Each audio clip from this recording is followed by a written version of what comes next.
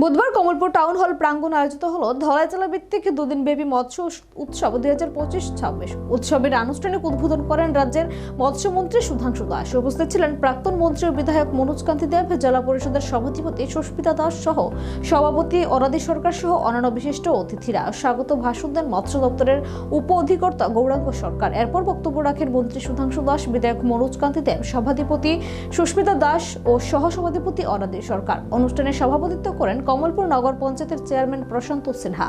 উল্লেখযোগ্যভাবে এবারের মৎস্য উৎসবের মোট 30টি স্টল অংশ নিয়েছে। এর মধ্যে রয়েছে বিভিন্ন সরকারি স্টল, স্বনির্ভর গোষ্ঠীর খাবারের স্টল এবং মাছ বিক্রয় কেন্দ্র। আমাদের একটা স্কিম আছে।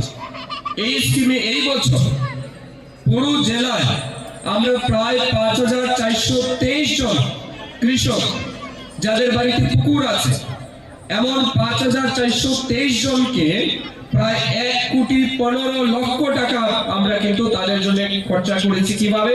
তাদেরকে মাছের পোড়া দিয়েছি, মাছের খাদ্য দিচ্ছি, কোথাও তাদেরকে ট্রেনিং দেওয়া হয়েছে বা হবে।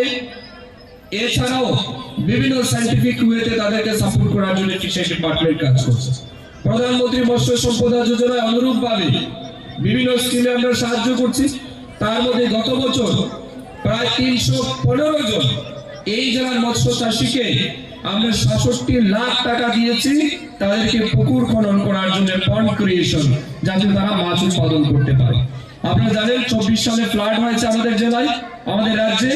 এই ফ্লাডেও যে সমস্ত কৃষক ক্ষতিগ্রস্ত হয়েছেন তাদের জন্য এই জেলার 5585 জন যারা মৎস্য চাষী আছে